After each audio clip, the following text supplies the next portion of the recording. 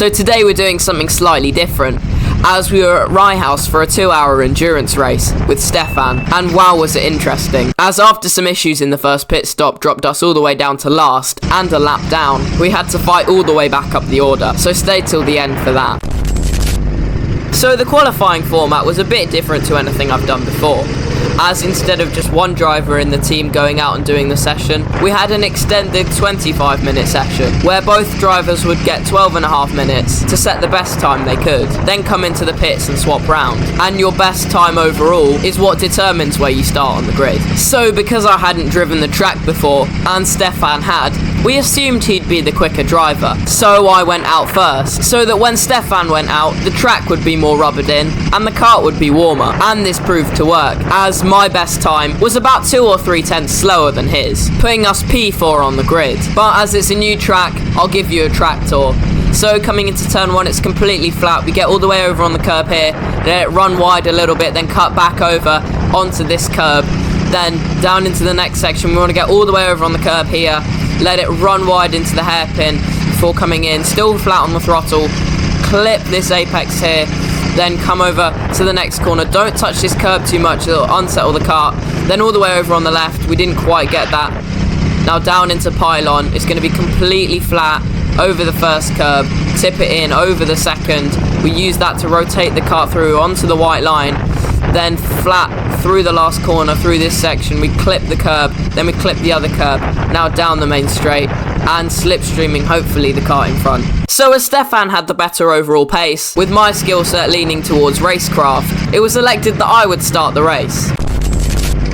So it was looking good, as we were on the inside. But before the race start, we obviously had to park in our grid slots. However, as the karts had not been let out in chronological order, it resulted in this.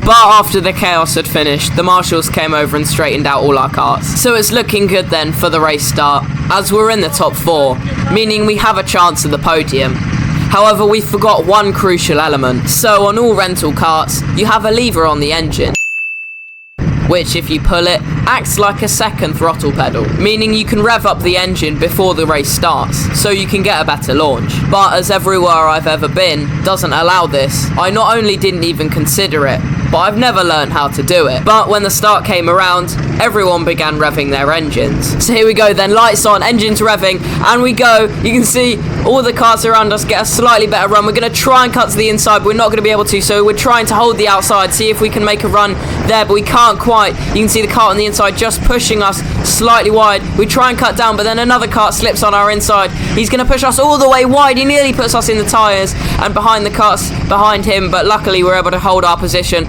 Now following him down into the next hairpin. Can we have a look down the inside? We're going to try it down the inside. We end up on the curb, which you can see really unsettles the kart and drops us a bit of a gap behind him as well. But we're not going to give up, as a few laps later and we've caught right up to the back of him. And we're going to go for a move at the exact same place where he overtook me. So you can see he runs a bit wide coming out of turn 1, so he loses some momentum. We're going to set the move up down the inside. We're going to have to slip down the inside on the curb, and we're going to do it very close to the wall on the inside. Now covering off of the hairpin next time, we don't clip the curb, we don't unsettle the kart, we get a good run, and we stay ahead of the kart behind. So cut to another lap later and we're chasing down the kart in front. And after spending a good 2 laps battling with him and going side by side multiple times, I get my chance. So he goes wide on the entry to pylon. We're going to try the switchback and get side by side. We're just able to get next to him, but he's able to push us off. We're going to try it down the inside into the last corner, but we're not side by side enough. Now following down into the main straight, he's going to pull to the right. We're going to get the slipstream, trying to catch up to him. You can see that slipstream working, so we get right up to the back of him, but he's not going to budge into turn 1. We're going to try it around the outside. He's shaking his head. Can we find a gap? But you see the car behind trying to attack us then, so we quickly cover the gap off, but it's going to be too late. He's going to be next to us. We're going to have to hold the inside into this hairpin, and we're able to. He's not quite going to get past, So now it's back onto the kart in front. What are we going to do? Are we going to go to the right to try and overtake at the hairpin? We can't. We're not close enough. We get a good run, though. We're going to sweep to the right on the exit. We're still next to him, but he's able to just pull in front. So, but still, side by side into pylon. He's going to go again. Now, tight on the curb, but we're going to hold the inside, over the inside curb, and push him all the way off. And that is through into P5, and we're telling him not to attack us as we work to try and get to P4. And said P4 had pulled quite a healthy gap, along with the top 3, but we were gaining. And for the next 17 minutes of our stint, we were cutting through that gap. However, as we got near the pit window, it grew more obvious that we weren't going to be able to catch up to P4 in our stint. So we ended stint 1 P5. Or did we? What could possibly go wrong? So, the thing with this place, at Right House, for the junior karts, you have to wear seatbelts for some reason. But other than that, we jump into the kart, Tim gets out, I jump in, everything's fine. I put my hands to the seatbelt, and then they have to clip on the seatbelt, but the seatbelt didn't work. Just listen to what they say. So they're telling me to swap the carts because this seatbelt doesn't work. So you can see there was a problem with the seatbelts, meaning that Stefan had to swap the car. This meant our overall pit stop time was 2 minutes, dropping us all the way down to P11. So Stefan knew he had to do something good, and he delivered, putting in the fastest lap on just his 3rd lap of the stint. And when it was starting to look up, after he passed P10, something even worse happened. And then they decided to call us in. Don't know why, but it turns out the guy who was on pole, who was leading the race, his dad was quite annoyed that I was putting in a faster lap, and he told the marshals to come put me in, so that's annoying, and now I'm getting flashbacks back to the first pit stop. So Stefan was pulled in again, just 4 laps after our first stop, as our kart was deemed to be too fast. But as the marshals gave the laps back, we technically didn't lose any positions. We just didn't gain the ones we should have done by pitting early. Meaning that instead of now being P11 and net P5, we were just P11, if that makes sense. However, our new kart was nowhere near as good as the other one, being half a second to a second off the pace at times. But despite this, Stefan was still able to get up to P10 by the end of his stint. So immediately as we exit the pit lane, we get passed by P10. It doesn't really matter, as on the same lap he passed me, he peels into the pit lane. But after 10 minutes straight of just banging inconsistent lap times in clear air, we caught up to the kart in front. So following the yellow suit, we're going to send a move down the inside.